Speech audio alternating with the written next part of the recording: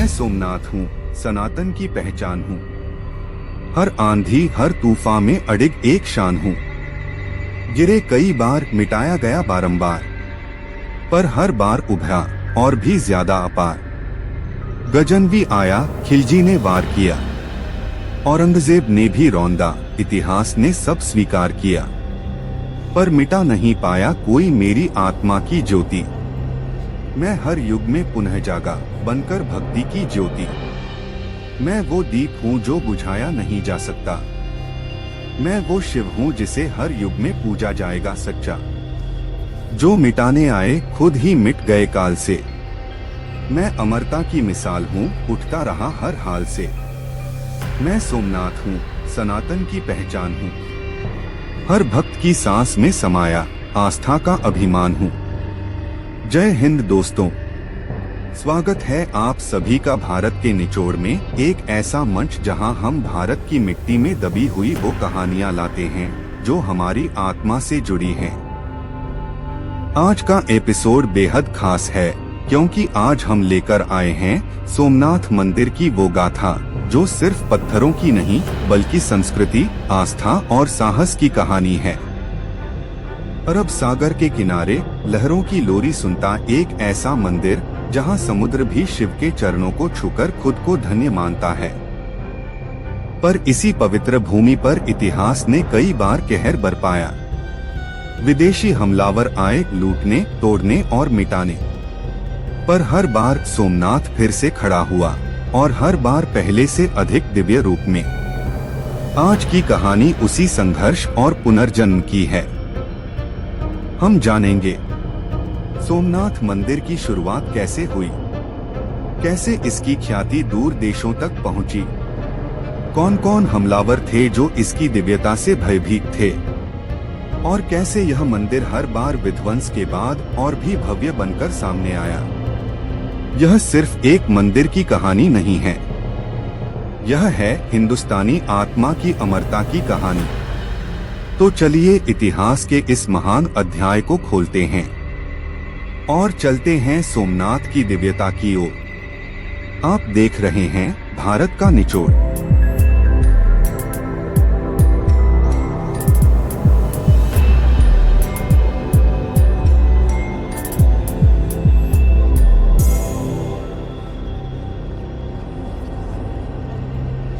दोस्तों, शिव के 12 ज्योतिर्लिंगों में सबसे पहला माना जाता है सोमनाथ। यह मंदिर गुजरात के सौराष्ट्र क्षेत्र में गिर सोमनाथ जिले के वेरावल बंदरगाह के पास स्थित है। वेरावल को प्रभास पाटन या प्रभास पट्टन भी कहा जाता है। सोमनाथ मंदिर को लेकर कई रोमांचक किंवदंतियां प्रचलित हैं। कहते हैं इस मंदिर का निर्माण स्वयं चंद्रदेव ने किया था। चंद्रमा को एक श्राप के कारण अपनी चमक खोनी पड़ी थी। अपनी चमक को वापस पाने के लिए उन्होंने प्रभास क्षेत्र में भगवान शिव की कठोर तपस्या की। शिवजी प्रसन्न हुए और चंद्रदेव को उनकी कांति वापस मिली। आभार स्वरूप चंद्र ने यहाँ शिवलिंग की स्थापना की और तब से यह स्थान कहलाया सोमनाथ। यह स्थान इसलिए भी खास है क्योंकि मान्यता है कि श्री कृष्ण को भी यहीं एक शिकारी के तीर ने घायल किया था और उन्होंने यहीं अपना नश्वर शरीर त्यागा। इसके अलावा सोमनाथ एक त्रिवेणी संगम स्थल भी है। यहाँ 3 पवित्र नदियाँ हिरण, सरस्वती और कपिला एक साथ मिलती हैं, जिस कारण यह स्थान प्राचीन काल से तीर्थ स्थल माना जाता रहा है। लेकिन सवाल ये उठता है, पहली बार सोमनाथ मंदिर कब बना? यहाँ इतिहास थोड़ा मौन हो जाता है। कुछ इतिहासकारों के अनुसार सोमनाथ मंदिर का प्रत्यक्ष उल्लेख प्राचीन ग्रंथों में नहीं मिलता। हालांकि प्रभास क्षेत्र को तीर्थस्थल के रूप में जरूर दर्शाया गया है। महाकवि कालिदास की रचना रघुवंशम में प्रयाग, पुष्कर, गोकर्ण के साथ साथ प्रभास तीर्थ का भी वर्णन मिलता है, लेकिन वहां कोई मंदिर था इसका सीधा उल्लेख नहीं है। इतिहासकारों की राय इस बात पर भी बंटी हुई है। कि यहाँ पहला मंदिर कब और किसने बनवाया। कुछ प्रमाणों के अनुसार ईसा पूर्व ही एक साधारण शिव मंदिर यहाँ मौजूद था, जबकि अन्य मानते हैं कि 7वीं सदी में गुजरात के मैत्रक राजाओं ने इसका निर्माण कराया। इतिहास में यह भी दर्ज है कि गुर्जर प्रतिहार वंश के राजा नागभट्ट ने 815 ईस्वी में इसका पुनर्निर्माण करवाया। इसके बाद सोलंकी वंश के राजा मूलराज ने संभवतः 997 ईस्वी से पहले यहाँ एक भव्य और विशाल मंदिर बनवाया। धीरे धीरे सोमनाथ मंदिर सिर्फ एक धार्मिक केंद्र नहीं रहा, बल्कि बन गया एक धन संपन्न आर्थिक केंद्र। इसके पास समुद्र तट और बंदरगाह होने के कारण यहाँ से व्यापारियों और यात्रियों का आना जाना खूब होता था।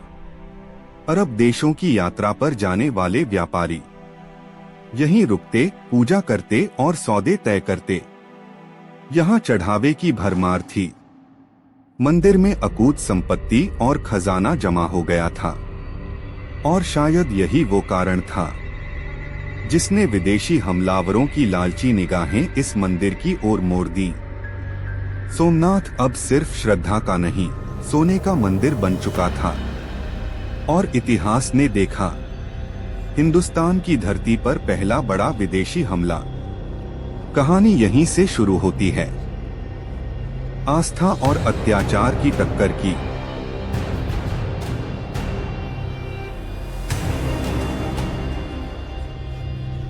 सोमनाथ मंदिर कब बना, इसका जवाब शायद इतिहास हमें न दे पाए, लेकिन एक बात तय है, करीब 1000 साल पहले इसकी चमक और समृद्धि ने एक दरिंदे को हिंदुस्तान खींच लाया था। साल था 1026। पश्चिमी भारत की धरती थरथरा रही थी, क्योंकि 5000 घुड़सवारों की फौज के साथ एक हमलावर हिंदुस्तान की एक पवित्र जमीन को रौंदने चला था।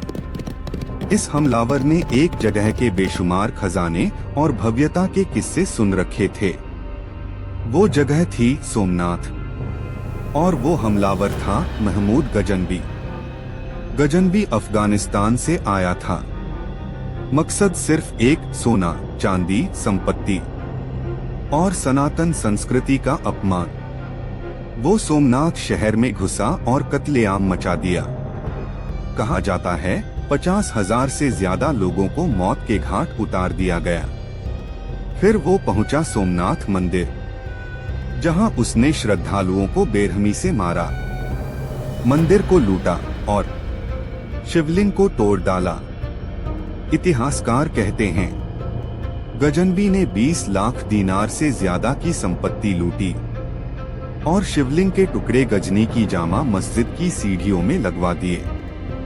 गजनवी से करीब 260 साल पहले एक और नाम इतिहास के पन्नों में दर्ज हुआ था, मोहम्मद बिन कासिम। हम चलते हैं साल 711 ईस्वी में। तब सिंध पर हिंदू राजा दाहिर का शासन था और अरब में उमैयद खलीफा अल-वलीद की सत्ता। एक बार श्रीलंका से खलीफा के लिए भेजा गया एक उपहारों से भरा जहाज बलूच लुटेरों द्वारा लूट लिया गया। खलीफा ने दाहिर से लुटेरों को सजा देने को कहा, लेकिन दाहिर ने मना कर दिया। ये अपमान था। खलीफा ने अपने गवर्नर हज्जाज बिन यूसुफ को आदेश दिया, सिंध को सबक सिखाओ। हज्जाज ने अपने 17 वर्षीय भतीजे मोहम्मद बिन कासिम को भेजा। 6000 घुड़सवारों और ऊँटों के साथ कासिम ने सिंध पर चढ़ाई कर दी।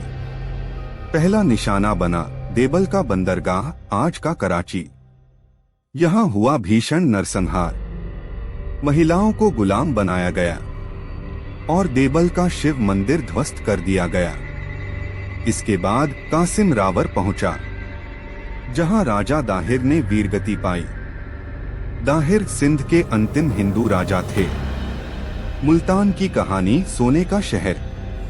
कासिम ने फिर ब्राह्मणाबाद, अरोर, अल्लोर से होता हुआ पहुंचा मुल्तान, जिसे उस समय कहा जाता था सोने का शहर। यहाँ के मंदिरों को भी लूटा गया और अरब शासन लागू किया गया। हालांकि कासिम की विजय सिंध और आसपास के इलाकों तक सीमित रही, लेकिन उसका हमला एक संकेत था। भारत के दरवाजे अब इस्लामी आक्रमणों के लिए खुल चुके थे।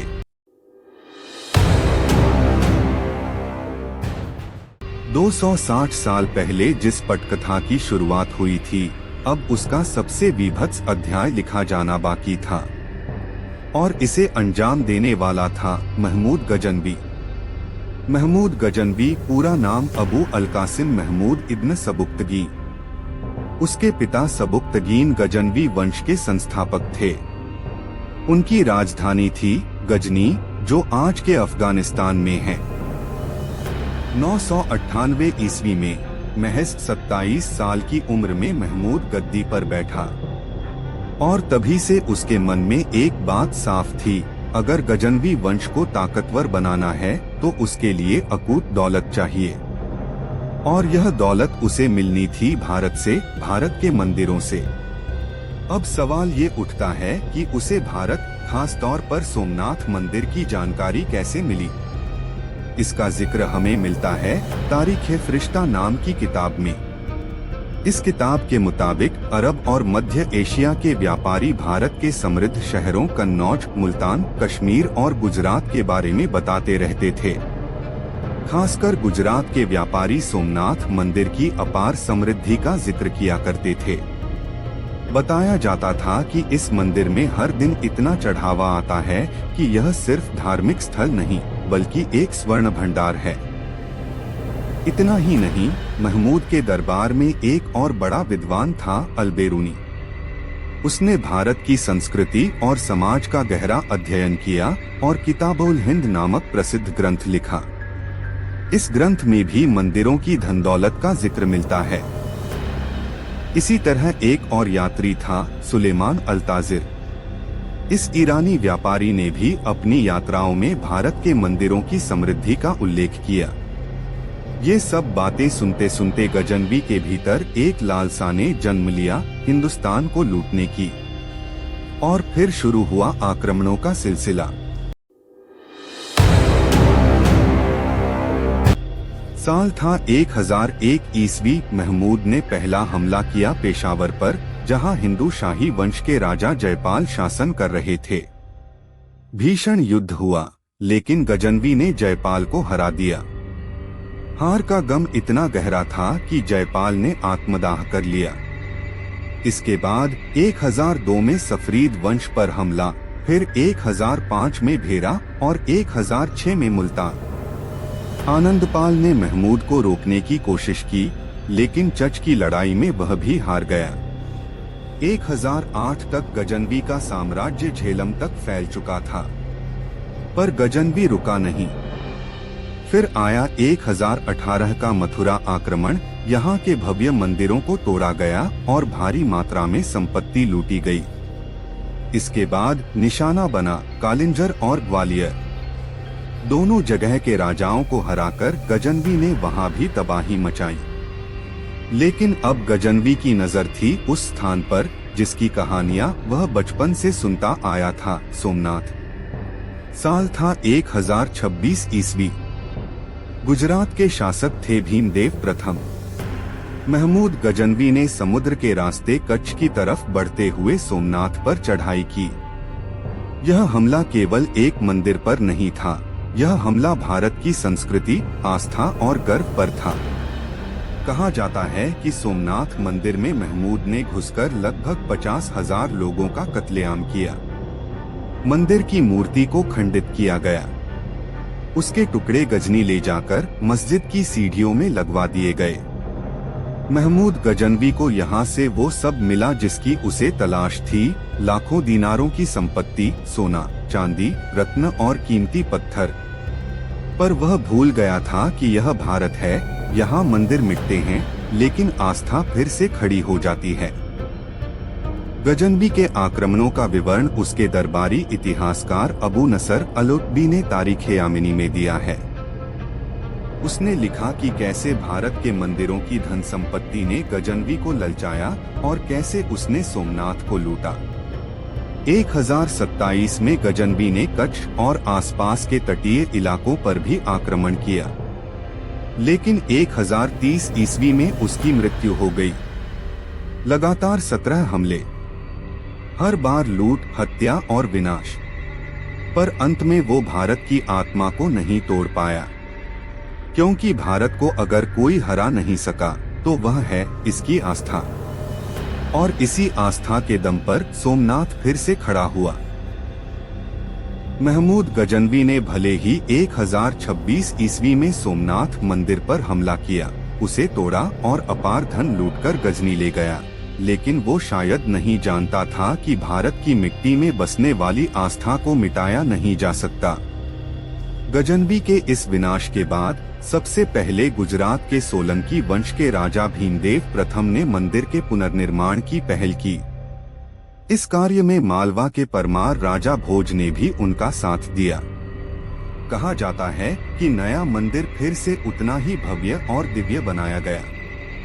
1169 ईस्वी में एक शिलालेख के अनुसार सोलंकी वंश के एक और महान शासक कुमारपाल ने मंदिर को बहुमूल्य पत्थरों और रत्नों से सजाकर फिर से उसका वैभव लौटाया। लेकिन सोमनाथ की परीक्षा खत्म नहीं हुई थी। 1299 ईस्वी में जब अलाउद्दीन खिलजी ने गुजरात पर आक्रमण किया तो उसकी सेना ने न केवल नगरों को लूटा बल्कि सोमनाथ मंदिर को भी नहीं छोड़ा।